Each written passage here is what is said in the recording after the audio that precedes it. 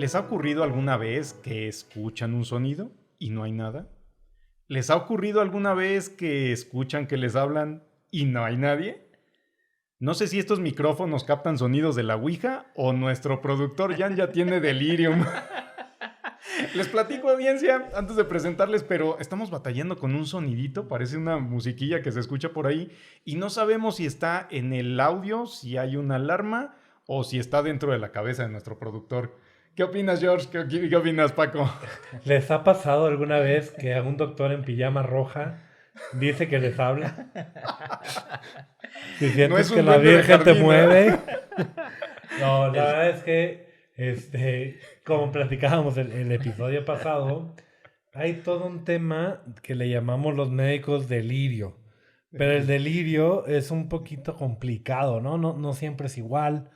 Podemos tener ilusiones, tenemos tener episodios psicóticos per se, pero tenemos al experto porque no le preguntamos qué es delirio. ¿Qué es delirium? Cuéntanos. Buenas noches, muchas Hola, Buenas gracias. noches, bienvenido. Muchas Es gracias de por No, mañana. no estamos nuevamente. alucinando si estás aquí, ¿verdad? No eres la planta. A ver, tócalo.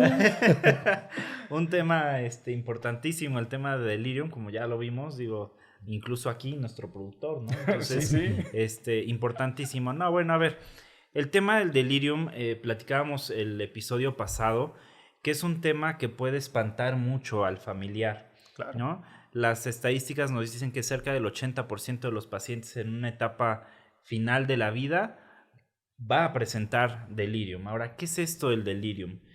El delirium a mí me gusta explicarlo como que el cerebro ya no está con las funciones al 100%. Entonces, por definición son periodos de inatención, ¿no? Fluctuantes. ¿Qué quiere decir? Que nuestro cerebro no está poniendo atención a lo que hace y puede ser de una forma variable. Puede estar 3 minutos bien, después 2 minutos mal, después 1 hora bien, después 3 horas mal. ¿Y esto de bien o mal a qué me refiero? Hay dos tipos de delirium. Un delirium que se llama hiperactivo, que es cuando yo tengo a un paciente que puede presentar alucinaciones, ¿no? Pueden ser visuales, auditivas, pueden tener sensaciones, ¿no? Raras. Normalmente nuestros pacientes o los familiares nos refieren que el paciente está hablando con personas que no están, a lo mejor está hablando con personas que ya fallecieron, ¿no? O el paciente está confundido. Ve arañas, ve algún animal, algo que no está, ¿no? Eso es alucinación. Eso es una Pero no alucinación. solamente que no está, a mí me gustaba mucho el ejemplo Ajá.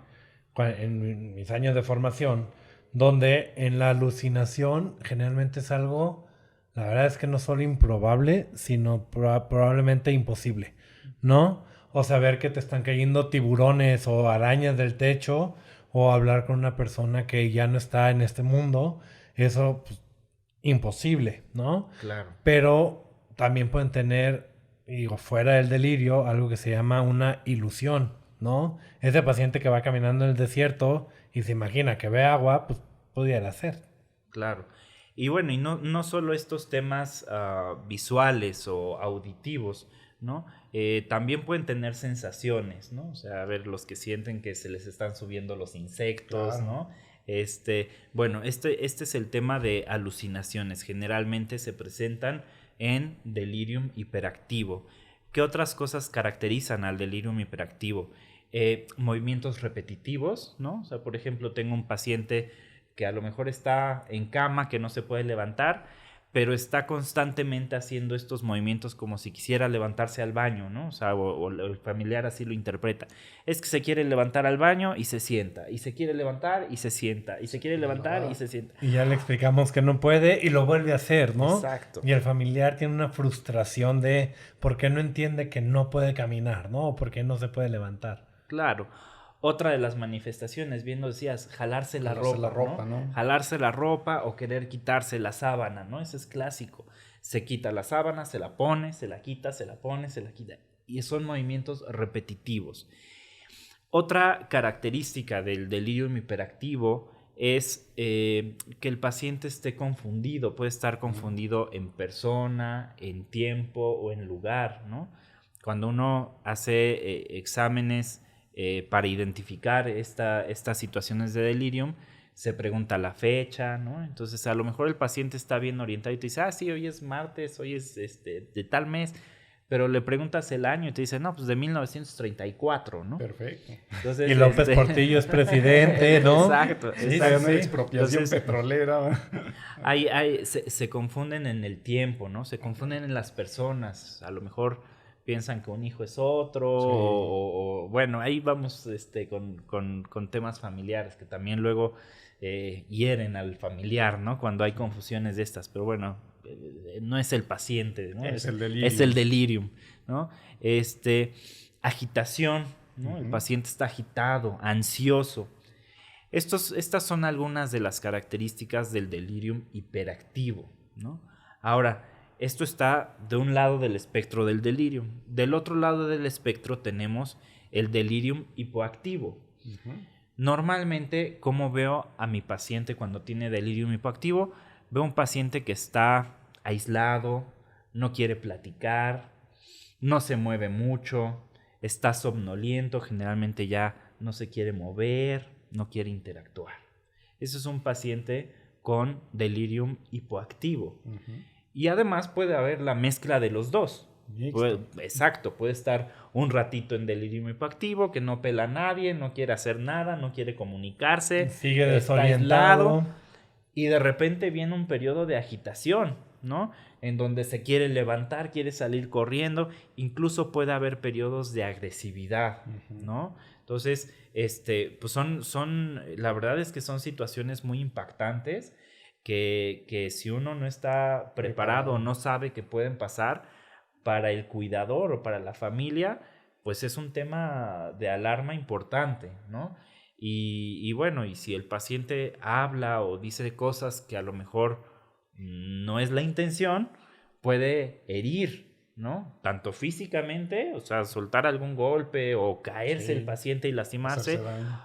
como emocionalmente, porque a veces también los pacientes pueden decir cosas que hieran emocionalmente al familiar, al hijo, a la pareja, ¿no? Y pues en realidad no es lo No que es el querían decir paciente. o no es, o sea, es... No es el paciente el que está hablando en ese momento, es Exactamente, su es el subconsciente, es el delirium, delirium, ¿no? ¿no? Y tal vez, ahorita se me viene a la mente, estamos hablando de cómo se manifiesta, pero la verdad es que el delirium en sí, decimos delirium o delirio, dependiendo del idioma, si somos así de latino, la verdad es que al final es la manifestación de otra cosa, ¿no? No es una enfermedad per se, ¿no? Creo que eso vale la pena porque hay pacientes que pueden tener delirio y esto es secundario a una alteración en electrolitos. Corriges la alteración metabólica y se corrige y se recupera ese delirio. Sí, es importante mencionar que el delirium es multifactorial, ¿no? Y hay que tomar en cuenta cómo está también el paciente. Hay pacientes muy frágiles que cualquier cosa nos desencadena delirium, ¿no? Me gusta mucho poner el ejemplo de adultos mayores Sí. que con el solo hecho de cambiar la orientación o la ubicación de los muebles de su cuarto genera episodios de delirium, ¿no? O sea, tan Wow. sencillo como eso. Entonces, ahora imaginemos que tenemos un paciente con una enfermedad avanzada, llamémosle cualquier tipo de tumor, que no ha podido comer en varios días, ¿no? Que está desnutrido, que está postrado en cama, que no se puede mover, que lo tenemos hospitalizado, ¿no? Con luz artificial todo el tiempo, ¿no? Que perdemos Como ese nuestro ciclo. gran sol nuevo. Exacto, ¿no? Entonces, imaginemos todos estos factores que nos pueden desencadenar delirium. Entonces entendemos que es un tema complicado, complejo de tratar, Sí.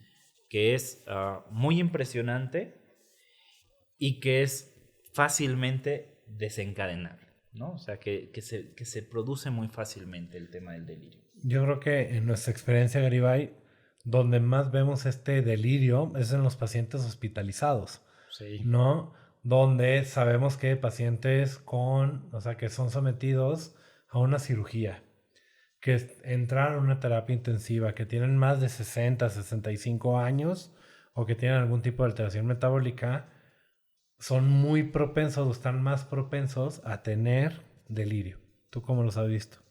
Desde luego, y es como común, y sobre todo si no lo prevenimos. Bien decía Paco que luz artificial, si está en un lugar donde no puede ver al exterior, la interacción con sus seres queridos, el platicar, no solo que esté el familiar ahí a un ladito jugando con el celular o en el Facebook, sino es necesaria la interacción social para mantener al paciente, digamos, anclado a la realidad y no confuso. No es el único, pero es uno de los factores importantes y es parte de lo que nos enfocamos a corregir de manera no farmacológica para evitar o remediar ese delirium. ¿Estamos bien? Claro. Otro de los puntos importantes que empiezan a suceder con el delirium es la inversión del ciclo del sueño y la vigilia. Es decir, Claro. mi paciente empieza a estar despierto y agitado durante En la las noche noches. y dormido durante el día. Creo que mis gatos tienen delirium, hacen eso todo el tiempo. Es cierto. Y es súper importante ayudar a que no suceda esta inversión del A ciclo. mantenerlo, en mantenerlo. el ciclo que necesita, ¿no? Exacto. Y yo creo que ese es mucho del problema del paciente hospitalizado, Sí, Claro. ¿no? Y más en una terapia intensiva. Siempre hay un foco, siempre hay una enfermera, siempre hay ruido, siempre hay alarma, siempre No te hay dejan tubos. dormir. No puedes Sí. dormir. Entran a tomar signos cada 2 horas, ¿no? O cada 4. Y es un tema, ¿no? Y hay que Sí. tratar como médicos De que de eso no ocurra. minimizar las acciones que se toman en la noche. Que si se tienen que hacer, se van a hacer. Pero si podemos evitar medicamentos por la noche para que no se despierte el paciente, que enfermería entre a tomar signos vitales En los pacientes en, se puede. en Se los puede, pacientes claro. que se puedan, etcétera, pues hay que tratar de hacerlo.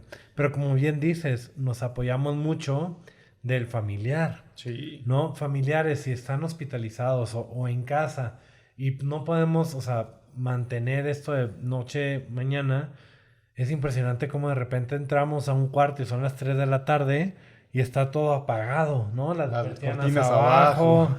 todo callado y es como, no, a ver, espérenme, o sea, Hay que ábranme. moverlo. Hay que sáquenlo de moverse, cama. que camine o que lo pasemos al reposet, platiquen con él, ¿no? Porque Sí. entonces duerme duerme todo el día Claro. y en la noche es que no me reconoció Pues y sí. entonces pues, lo primero que tienes que hacer son estas medidas antes de pensar, no, es que tiene un tumor cerebral, ¿no? O ya llegó otro problema. Sí, y como familiar puedes ayudar mucho con estas Muchísimo. medidas. Sí. Algunos tips para casa, por ejemplo, cuando tienes un paciente que esté en casa. Durante el día mantener cortinas, ventanas abiertas para que entre la luz, aire, ruido normal del día, ¿no? Tener, por ejemplo, algún noticiero de la televisión durante el día, ¿no? Hay que ayudar al cuerpo del paciente que identifique que es de día y en el día hay actividad normalmente, ¿sale? Entonces, tener un reloj, ¿no? Enfrente con números grandes que el paciente pueda ver, ¿no? Un calendario, recordarle la fecha, a ver, hoy está el día, han pasado estas cosas importantes, ¿no? Y durante la noche, Ahora sí a dormir, ¿no? ahora sí a dormir, ahora sí evitamos el ruido, evitamos la luz, y bueno, y mantenemos este ambiente de relajación para que también ayudar al cuerpo a identificar que es de noche y que es tiempo de descanso.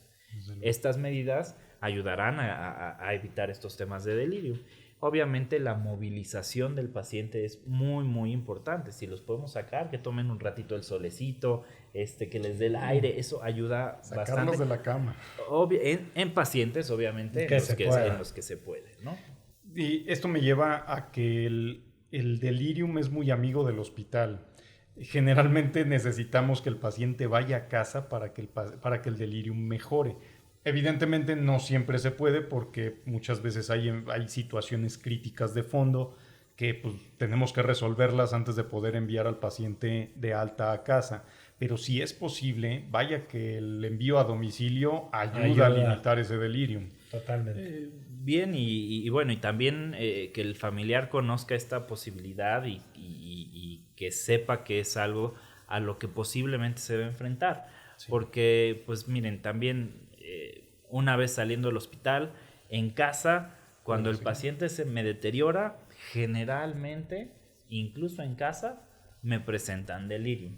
Ok. Entonces, de todas maneras, o sea, más bien saber que la posibilidad es real y grande de enfrentarnos a este tema del delirium y bueno, pues a tomar las medidas para ayudar a que no sea tan molesto. Claro, es parte del cuidado paliativo. Por y fíjate supuesto. que no siempre, no es un síntoma, aunque es muy frecuente, no es algo que por lo menos como oncólogo lo tengas en mente. O sea, lo tengas de consulta número 1, consulta número 5, primer día de hospitalización, ¿no? Generalmente, o lamentablemente, enfrentamos el delirio y explicamos el delirio una vez que lo tenemos enfrente, ¿no? No lo prevenimos. Chin, ya, y aunque lo intentes prevenir, ¿no? Yo siempre trato de, llega el paciente al hospital y decirles, hay que tratar de mantener día y noche de manera separada, sé que probablemente no se pueda, pero no le explicas al paciente el por qué, ni no te tomas o sea, a veces la energía, por así decirlo, de a ver, estamos hospitalizados, puede ser, no lo ha presentado, pero puede ser que en esta hospitalización sea la primera vez que sucede esto. Sí, ¿Tú qué opinas? ¿Vale la pena hacer esa concientización del delirium antes? No, porque pueden ser pacientes con cáncer, pueden ser pacientes con cirrosis, pueden ser pacientes que entraron por una apendicitis y lo Claro. operaron, Claro. ¿no? El uso de fármacos también, ¿no? O sea, Claro, por ejemplo, totalmente. analgésicos fuertes, ¿no? Medicamentos antidepresivos, antipsicóticos. Opioides. También. Opioides, ¿no? Nos ha pasado. Estos pueden generar este tema Tengo del un delirium. colega que ve en el espejo que te van a referir. Y mira, también yo creo que es una situación que no nos tomamos el tiempo para platicar de ella, porque a lo mejor no me habla de algo de gravedad, o sea, de una gravedad que hay que resolver de inmediato, ¿me entiendes?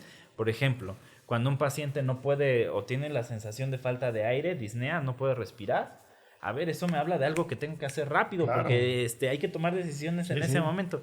Y a lo mejor el delirium no. A lo mejor el delirium sabes que no es algo que te ponga en riesgo la vida de forma inmediata. Pero lo sabes tú como médico. Exactamente. Ese creo que es el gran problema, porque al familiar dices que mi abuelita de 85 años se convirtió en Muhammad Ali y quiere agarrarme de, Claro. o sea, de Sí, saco sí. para boxear. ¿No? No, Y es en serio. impresionante, No, es es impresionante. impresionante. Y desde el punto de vista con pacientes, pero también personalmente, las familias tengan o no cáncer, pueden vivir uno de estos casos y puede ser por demencia senil, por Alzheimer, y entonces de repente la tía dice, es que tu abuelita a las 3 de la mañana se empezaba a levantar y a tirar trastes y es como, y Estaba me asustó, poseída, ¿no? decía que estaba poseída o lo que sea, y no, o sea, es difícil explicarles que puede ser algo muy normal, que no es urgente, pero es impactante,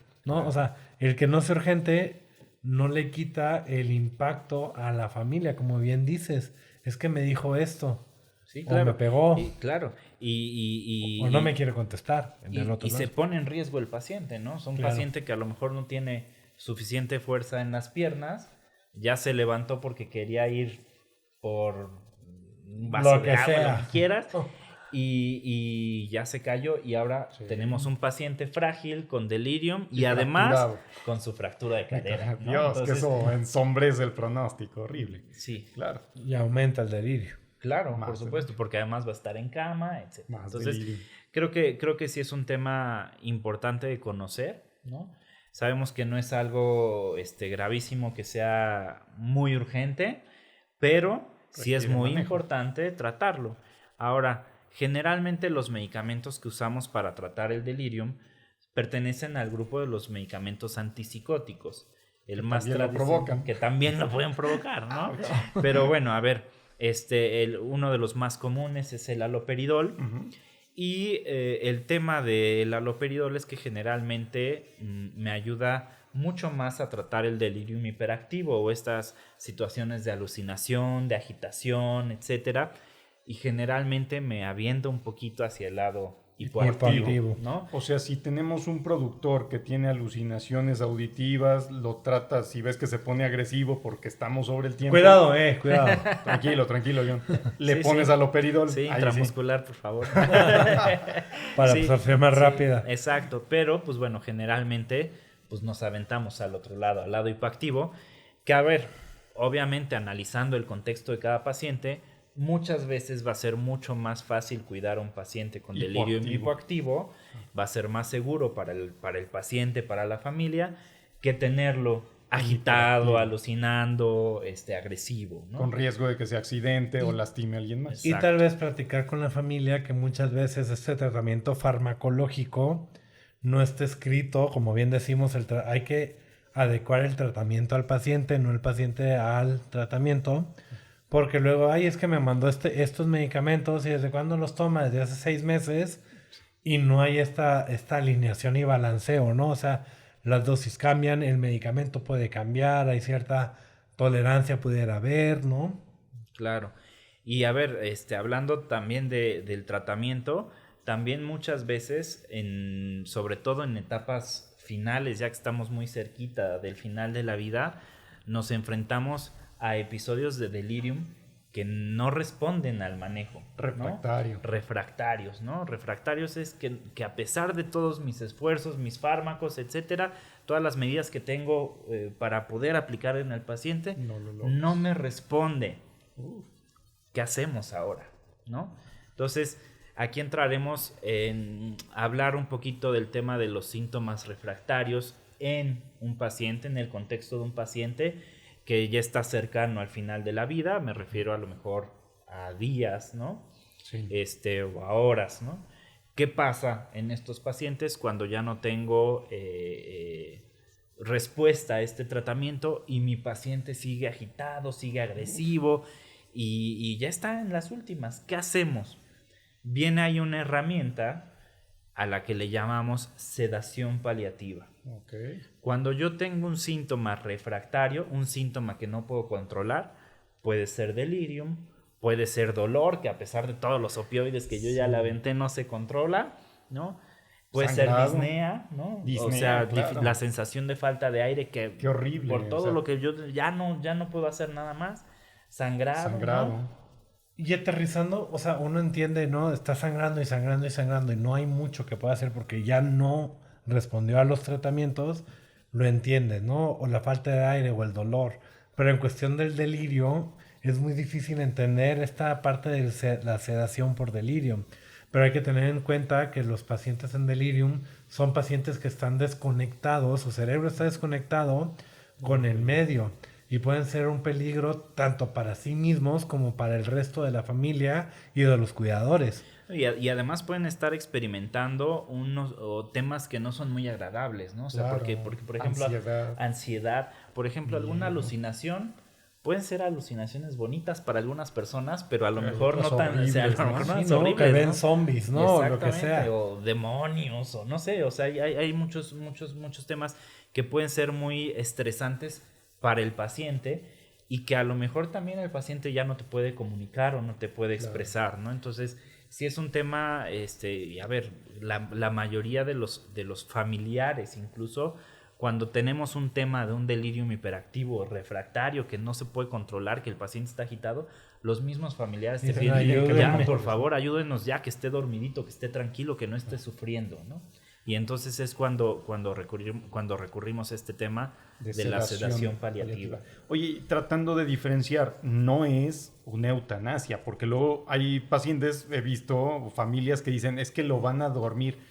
Sí es dormirlo, pero no es provocar la muerte, estoy bien. Sí, un tema importantísimo, porque bueno, de aquí también incluso con temas legales, ¿no? Desde luego. La sedación paliativa es distinta de la eutanasia activa, ¿no? El tema es, la sedación paliativa se utilizan medicamentos para intentar controlar el síntoma, ¿no?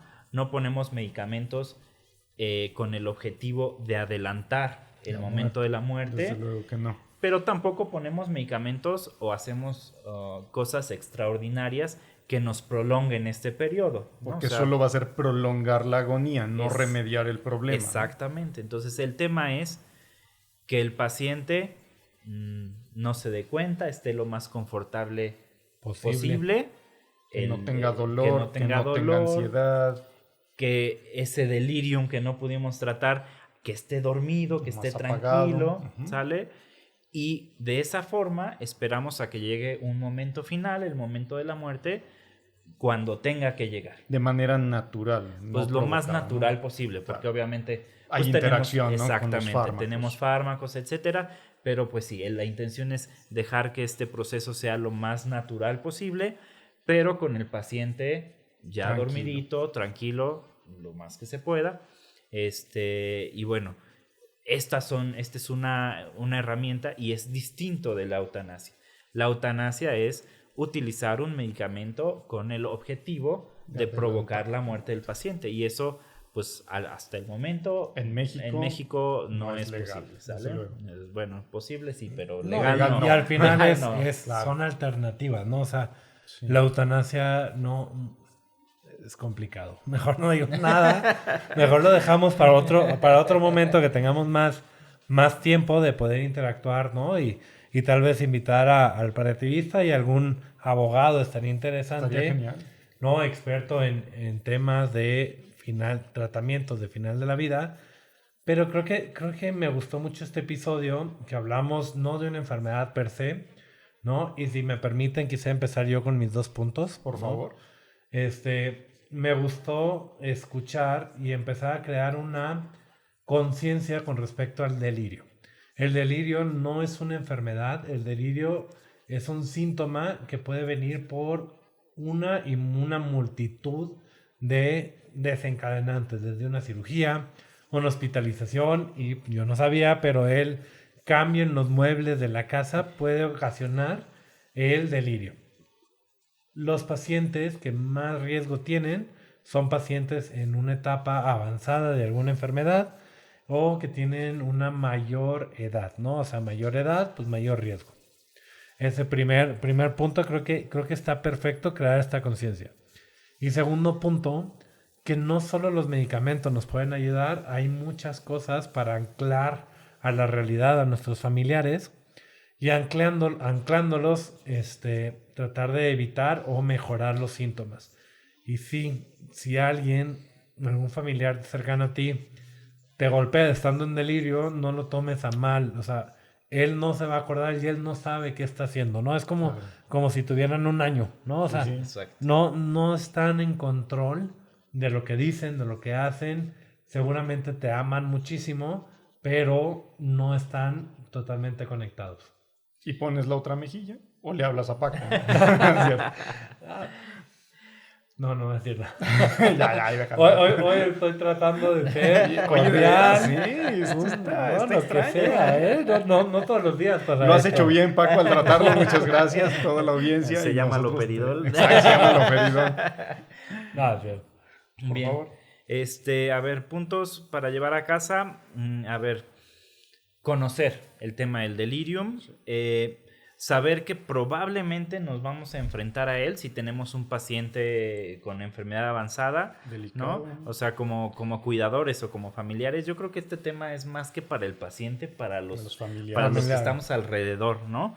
O sea, saber que nos vamos a enfrentar a este tema que es impactante. Saber que podemos hacer algunas cosas para intentar evitarlo, ¿no? Y el segundo punto, entender que este es un tema multifactorial.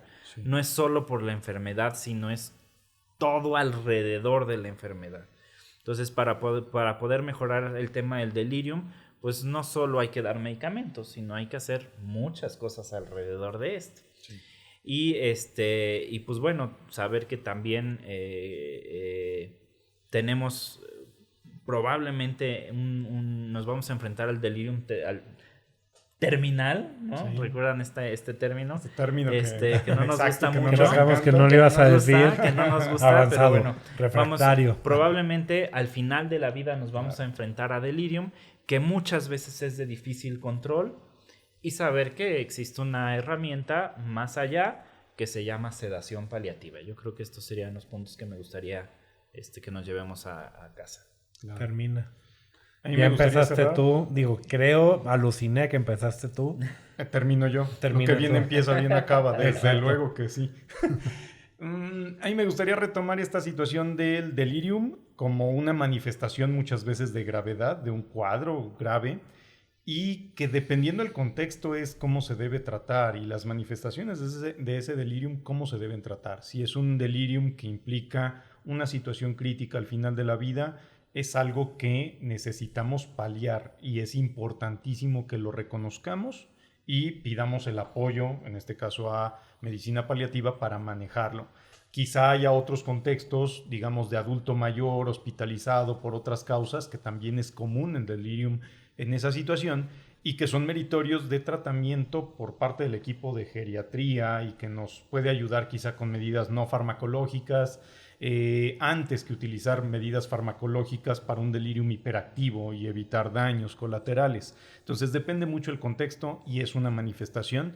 Exhortar a nuestros colegas quizá de primer contacto que tengan en cuenta como diagnóstico diferencial el delirium y pidan el apoyo para su diagnóstico y tratamiento oportuno.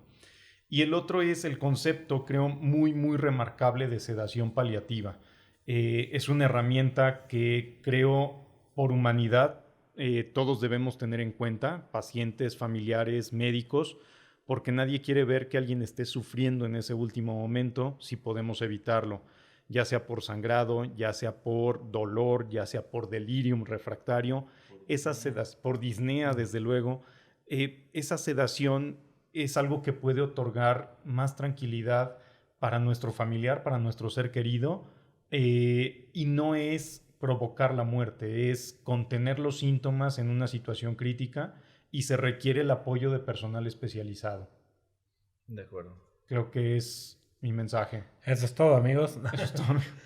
Pues un placer tenerlos aquí y muchísimas gracias. Seguiremos, creo yo, exprimiendo toda esta experiencia que tiene el doctor Garzón, porque todavía se quedan muchos temas por abordar. Pero gracias, los vemos la siguiente semana. Por favor, denle la campanita, suscríbanse y les dejamos los datos de contacto del doctor Garzón.